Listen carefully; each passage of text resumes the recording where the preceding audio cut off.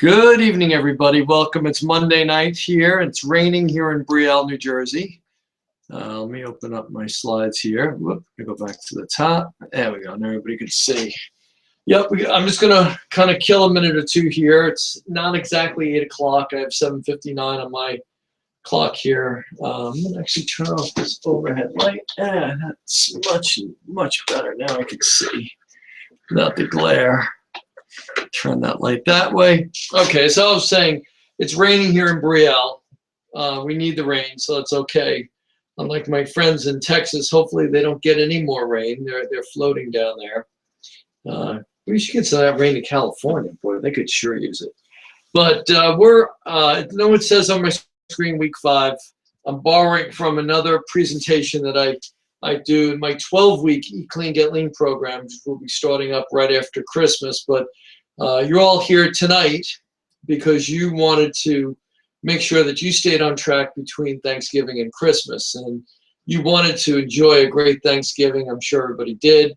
And now you're really looking forward to Christmas Eve, Christmas Day, and maybe having some of those delicious cookies that mom makes or grandma makes or your cousin makes or whomever. At our house, I make figgy pudding.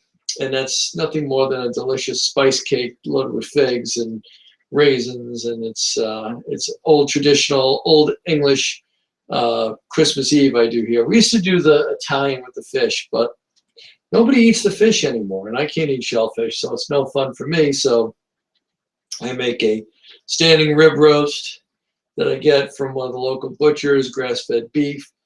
I make Yorkshire pudding, which is nothing more than taking the meat out of the pan with all the dripping, sticking it back in the oven, turning it up to 450, getting it nice and hot, and then pouring a batter in that fluffs up into like a big giant biscuit that you cut up and you serve with the meat, and absorbs all the juices from the meat. It's delicious. And then I make some garlic mashed potatoes and green beans, and that's our traditional evening meal on Christmas Eve. And of course, we open up a bottle of wine and we enjoy ourselves. It's a great night. So that's what I'm looking forward to.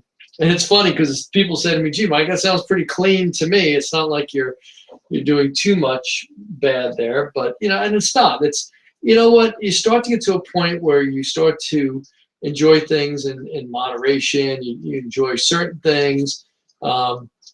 Spending the whole day eating chips and dip and pretzels and cheese doodles, that doesn't even taste good to me anymore. It's junk food. And I'd much rather have, a nice prime rib and some garlic mashed potatoes and green beans than sitting there eating the $1.99 half-gallon jar of dip that you get at the grocery store with some cheap potato chips. To me, that's not even appealing anymore. But you want to know tonight about exercise, so that's what we're going to talk about now. I'm going to do a little groundwork here. I'm going to build up to the whole exercise portion. So what do we know about? You know what? I'm going to go into my slideshow. I like slideshow better. It builds a lot nicer. Of course, Susan will run in the room and yell at me if I'm doing something wrong here. So here's your brain, and attached to your brain is a small part of the lower part of the brain called the hypothalamus, and that is kind of like the major control center of your brain. It controls heart rate, respiration, body temperature. It's like the central control of all the operations that are going on within the body. Okay, and it's affected by different things. It's affected by stress. It's affected by dieting. We've talked about the weight regulating mechanism and how it affects weight loss, weight gain. Okay, it's affected by exercise, either no exercise or too much exercise in a chronic form. It's affected by cold and heat, illness, and toxicity. And there we have the thyroid gland. Okay, now what do we know about the thyroid gland? Just as a review, it produces T4, which in the body becomes something active called T3. And its target tissue, again, is the mitochondria. And what it does is the mitochondria is the powerhouse of your cell. And the T3 helps to activate the mitochondria. So if your body's under a tremendous amount of stress, your body's not going to produce T3. It's going to actually produce something called RT3 to actually slow down the metabolism of the body. We'll get into that in a few minutes. So, but it's not just this relationship here. You also have your adrenal glands. Your adrenal glands talk to your hypothalamus, which in effect can affect the thyroid, and it goes back and forth. So it's kind of like being part of a hockey game here, where somebody has the puck, but the puck can get passed, and depending on what other people are doing, it'll influence what the whole team is doing. Okay, and then what do we have next? We have the gonads. That's the testes and the ovaries, places where the body produces estrogen and testosterone. Now, if you remember me talking about this, the testosterone is also one of your healing compounds, right? So having adequate levels of testosterone in the body, and not too much, but not too little, is actually helping with tissue repair and also with metabolism. So if something is affecting the hypothalamus, it's going to affect all these other systems in the body. Or if one of these are not functioning properly, it's going to affect the other organelles in the body as well. So let's talk about stress, because stress could be a lot of different types of stress. It could be mental, emotional, spiritual stress. It could also be physical stress. But because we're going to be talking about exercise, let's kind of focus a little bit on the physical stresses. And now there's some good stresses, and then there's some chronic stresses. So what would be a good stress? Let's just talk about that real briefly. We know that when we do short bursts of intense exercise, we get a lactic acid response. Lactic acid is the key that unlocks the door to all the healing compounds. So short bouts of intense exercise can produce a positive hormonal response to release all the healing compounds. So that's a good stress, right? But we also have bad stress. Bad stress is someone who decides to go out and goes for a 5-mile run 3 or 4 days a week, okay? And they never get that breathless and burning environment. They never get that real good hormonal response to the exercise. And that's more of a chronic stress. And what do we know about that? Well, for most people, not all people, because some people, if they don't go out and run, they get very emotionally upset, and it throws off their mental balance, their emotional balance. It's fine. But those people are very few and far between. I will tell you, with most of my clients, if they walked into my office and, oops, everybody can still hear me? Good. And I told them how to take up jogging, they'd turn around, walk out the door, and never come back again. Because that's not exactly a pleasurable experience. It's long, it's tedious, and for most people, it breaks them down. It does not build them up. And a lot of people are thinking, well, if I started jogging, it would help me to lose weight. And that could be true. I wouldn't debate that. I mean, you could lose weight by jogging, but I will tell you that you will build up your metabolism, burn a lot more calories by doing short-term, intense metabolic training, which we're going to get into tonight a little bit, and then to allow the body to recover, go for your slow walk. Now, I don't mean slow, at a comfortable pace, but not for 5 minutes either. You want to go out and take a walk for at least 30 to 45 minutes. Hour would be better. So we'll talk a little bit about that tonight. Okay, so what do people talk about with regards to weight loss? Well, we have the experts out there, and I don't know why we call them experts, but for lack of better terms, we're going to say the Star Magazine and People Magazine and the Hollywood stars that come on. Some of them will say, well, what you have to do is you go on this real low-calorie diet, you go on this cleanse, you do 100 calories a day, and you'll lose weight, and then you'll have a balanced metabolism. But that's not how it really works. It's actually backwards. The first thing you want to do is balance your metabolism. Your body will naturally ask you for less calories because you're less hunger, you have high energy, you have no cravings, so you're probably going to consume less calories. And I don't mean less calories of things like broccoli, spinach, chicken and salad. I'm talking about less calories and the fact that you're not eating cookies, candy, ice cream, cake, chips, that sort of thing. And those are all very heavy calorie loads that you put on the body when you start consuming that type of junk food. And of course, you're going to lose weight, and you're going to lose it for good because now you're establishing normal habits and you're getting rid of your cravings. You guys will get an email from me later. Susan's working on it now and turning it into a blog.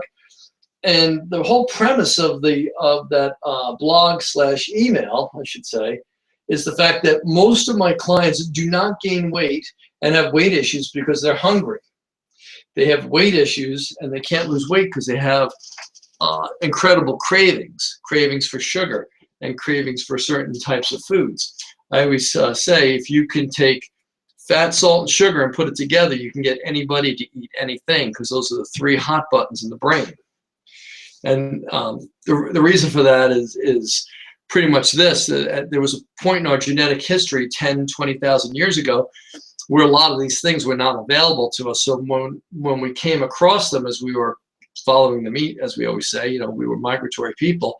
When we came across a starch, we would stop in our tracks and consume it because we weren't sure when we were going to see that again. Most of our diet 20, 30,000, 50,000 years ago was protein and greens because those are the things that were abundant. And depending on what season it was, there were no apples on the tree. There were no peaches on the tree. There was no potatoes growing out of the ground because we didn't have root cells. We weren't collecting potatoes and eating them all winter. We were moving. We were migratory. So that's why we have such an attraction to carbohydrate. So remember, your metabolism is not a calculator. It's not about calories in, calories out. We are a tremendous chemical reaction or chemical equation or chemical experiment, if you want to call those things, where things are interacting constantly. So our metabolism is not a calculator. It's more like a thermostat. It responds to the environment it finds itself in. I always say this, if your heat's set at 68 and it goes to 66 in the house, the heat goes on. Why? The thermostat is doing nothing but responding to the environment it's finding itself in, and it's putting the heat on. Our bodies are the same way. Your metabolism will either slow up or speed up depending on what kind of environment you put it in. You put it into an environment where food is available, good food is available, you're eating on a regular basis, you're not starving yourself, and you're doing high intensity exercise with slow walking or prolonged walking, your body thinks it's prospering and it will shed excess weight because it's not under any type of chronic stress. You put your body under a chronic stress situation, you will store fat at an alarming rate. So again, what happens when we eat less and exercise more? We increase our hunger, we have low energy, we don't want to exercise, and we have those incredible cravings. Again, your body responding to the environment it's finding itself in will decrease the metabolic rate to match the amount of food that's coming in. And what's the long-term effect of that? Weight regain and overcompensation. Last week we talked about metabolic compensation, and that's the scenario that we're looking at now. So what's really required for long-lasting fat loss? You want to lower your calories by balancing your metabolism. Okay, how do we do that? You can either eat less and exercise less, or eat more and exercise more. Okay, it just makes sense. If you're putting less fuel in a car, can't go as far. If you're putting more fuel in the car, you can go further. So again, what we're focusing on these 4 weeks is we're looking more at an eat less, exercise less type model, where we have very structured exercise. But as we get into after Christmas, if you continue to join us, we'll get more into that 12-week program, and we will get a lot more into the eat more, exercise more model. Again, when we eat more and exercise less, we're going to gain some muscle, but we're going to gain an awful lot of fat. If we eat less and exercise more, we have fat loss, but we also have a lot of muscle loss, which slows your metabolism down. And if you eat less and exercise less, well, that would be optimal, because you're going to lose fat, but you're going to maintain the muscle because you're going to eat appropriately, just the way we're teaching you. And of course, I'm just going to stand and walk around, guys. I got a stiff knee here. 3 knee surgeries, it's kind of tough sometimes. But if you eat more and exercise more, you're going to still continue to lose fat, but you're going to start to gain muscle. So I'm going to kind of go through this real quick because we're really not into this right now, but when we do get into the eat more, exercise more model, we're going to try to increase the food. But again, look at the makeup of the food. 3 parts vegetables, 2 parts protein, 1 part starch. Okay, and we're going to do the starch probably more in the evening time. Why do we do starch in the evening? It helps us to fall asleep because it keeps our blood sugar balanced. Okay, and again, with the meals, anyone who's doing the shakes, you know you're getting 23 grams of protein per shake. 1 scoop or 1 packet, depending on how you're doing it, is going to deliver 23 grams of protein. So that's adequate for most of us on this call. Now, if you're someone who lean mass is over 200 pounds, you're probably going to be closer to the 50 grams a day. I mean per meal, didn't mean per day, I meant per meal. And that's kind of what a plate would look like in a 3-2-2 program. The 3 parts vegetables, 2 parts proteins, 1 part of starch. Okay, our EMM exercise is 3 traditional weight training workouts per week, 4 sets of 10. Everybody wants to know what 10 RM and RM is. 10 RM is the maximum amount of weight you can lift 10 times. In other words, if you can lift it 12 times, the weight's too light. If you can't lift it more, say, than 8 times, the weight's too heavy. So 10 is kind of the balance. I usually go between 8 and 12. That's what I'm looking at to try to shock the muscle. Okay, in a couple of minutes, I'm going to talk about the metabolic chain workouts. That's what a lot of you are doing right now with those videos that we have set up. You're going for 20 minutes. You're going as hard as you can, as fast as you can until you can't, and then you're resting until you can start back up again. So if you watch the fitness models we use and the voiceovers that we do, you're going to hear Susan say it all the time. You're going to see our models stopping and resting, catching their breath. And what happens when that happens? We praise them for that. We're like, that's the way to rest. We want you to rest when you need to rest. I don't want you going for a full minute, just nursing out the minute and never getting breathless and burning. I want the intense breathlessness and burning from creating a weight, using a weight that's heavy, creating a lot of heat. Because now I'm guaranteed I'm going to get that hormonal response. Now, whether you're 8 or 80, I can get that from you. I may do it in different ways, but we will get there. I think of 2 clients I train who are both in their 70s, and they get breathless and they get burning, and they have robust health. They have a tremendous metabolism. They're not on any pharmaceuticals. And that's something rare to say. When you talk to a person over 70 and the doctor says, okay, well, what pharmaceuticals are you on? Are you going for your checkup? The nurse says, oh, what blood pressure medication are you on? And you look in the eye and say, I'm not on anything. And you have normal blood pressure, and you have good blood sugar, you have low cholesterol. If you do this right and you eat right and you exercise right, there is no reason to be on pharmaceuticals. You don't need them. I mean, people say, oh, I got this genetic thing. Well, I argue with that. Let's go a step deeper. What is your daily routine like? If you're doing things or you're eating foods that are going to exaggerate the amount of VLDL cholesterol your liver can generate, we may need to make changes. So I would rather sit down with someone for an hour and figure out what they're doing wrong than just simply say, okay, well, your blood sugar is too high, you have high cholesterol, you need to go on medication. Medication is really just a Band-Aid on a bullet wound. It's not going to stop the cause. These type of exercises, these kind of nutrition plans, this kind of lifestyle, this is the cure. So that's why Susan and I work so hard when we work with everyone. We want them to see through the fog.